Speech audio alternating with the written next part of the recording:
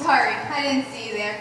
I just had to check my Insta, double tap a couple of pics, update my status on Facebook with some bold statement that I would never say in person, and reassure my friend that just because I didn't end my text message with a smiley face doesn't mean I'm mad at her.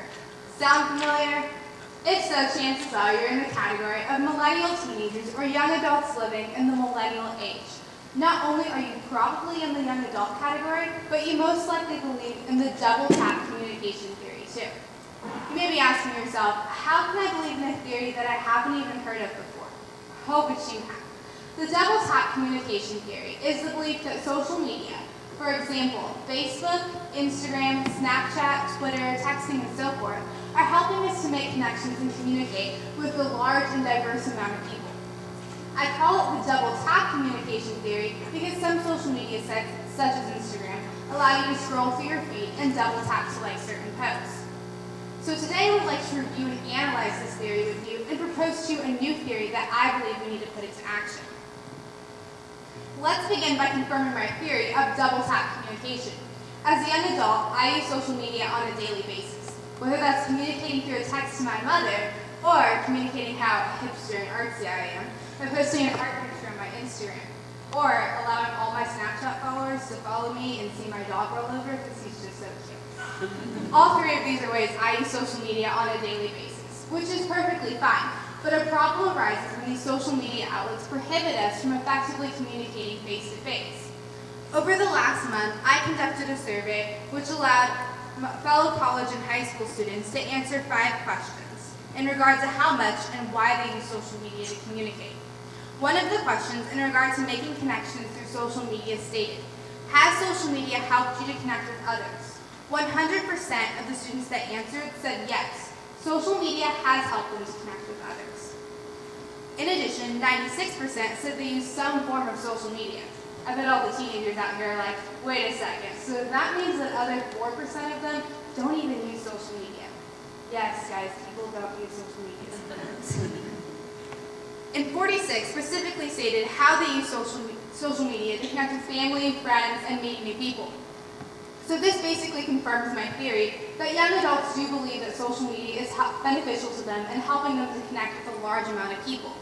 So if it's correct and it's helping to globalize and connect people, why is social media the problem? In my opinion, social media is not the problem. The problem lies in how we're using the tool of social media because we're not using it properly and to our full advantage. Most of us are just doing it wrong. We think we can better communicate and express ourselves through pictures, status updates, tweets, and text messages, 20 million selfies, than just talking in face-to-face with somebody and having a conversation. One of the questions on the survey also stated, do you believe that you were able to communicate more effectively because of social media, and how? 46% of the students said that social media has not helped them to communicate more effectively. In fact, some went as far as to say that it prohibits them from effectively communicating. I mean, if this is the case, why am I so used to seeing so many teens and young adults? I see the top of their heads instead of their actual faces. I mean, come on, guys. But with social media as an option, one survey's participant stated, I feel less inclined to interact face-to-face with people. And my favorite quote is, because of the barrier of social media, I think that sends future generations from being completely open and social.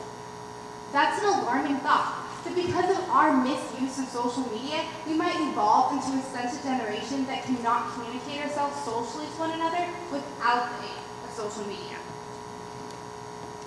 I've seen this in my own life several times, where another person can practically text you a book through text messages and SMS, but when they talk to you in person, they can barely even say hi to you. According to a survey amongst American high school and college students conducted by an email company named AWeber, 18% of all teens would stop communicating altogether if their favorite social network shut down. That may seem like a relatively low number, but let me put that in perspective for you. That's an alarming thought. Should we really have that high of a percentage of teenagers that rely so heavily on social media? Absolutely not. Our future generation should feel comfortable communicating effectively face-to-face. So basically, in all of this, we can like your picture on Instagram, but we can't tell you in person that you have a really cute dress because that would just be weird. social media is not new news. In fact, it's very relevant in our society. Even popular comedians such as Ellen DeGeneres are making jokes off of it. She states, "What's not so great is that all this technology is destroying our social skills. Not only have we given up on writing letters to each other, we barely even talk to each other. People have become so accustomed to texting that they're actually startled when the phone rings.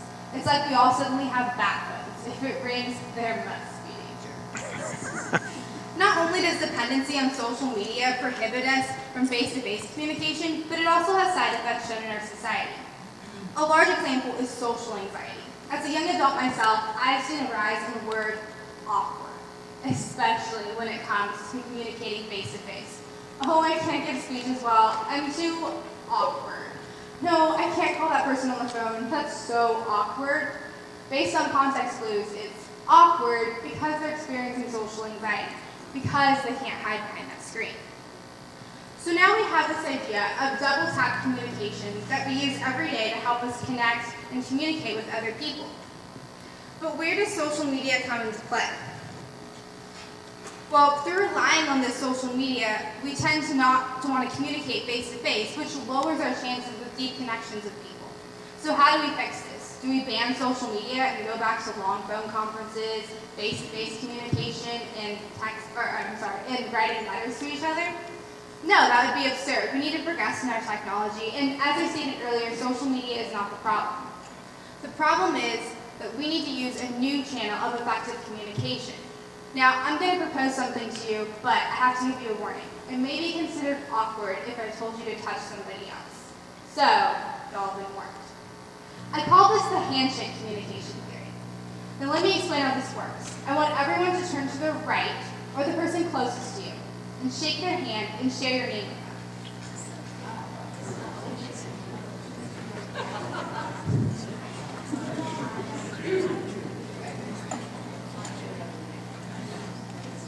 So, was that awkward?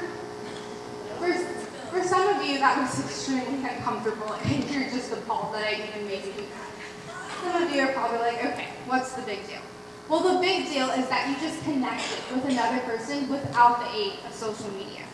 As humans, we feel the need for connections and socialization. It's just natural. It's in us. So now that I've introduced this theory, let's take a further look into why it's so powerful. I know for some of you, the handshake communication theory is really awkward, and we won't even go into how if they're hand sanitizing their hands, if they wash their hands, we won't even go into that. But let's just look into some reasons why we should incorporate this into our lives. First off, it helps for deeper connections with people. By the simple touch of a hand, you're able to break down barriers such as social anxiety and awkwardness. Also, through making connections with people and face-to-face communication, you're also able to see the other person's personality, which is something you can't do through social media. Sometimes in social media, we make too many connections, thus creating some that are shallower than others. I mean, just think about your 500 plus Facebook friends. How many of them do you actually know? Or better yet, how many do you actually see on a daily basis?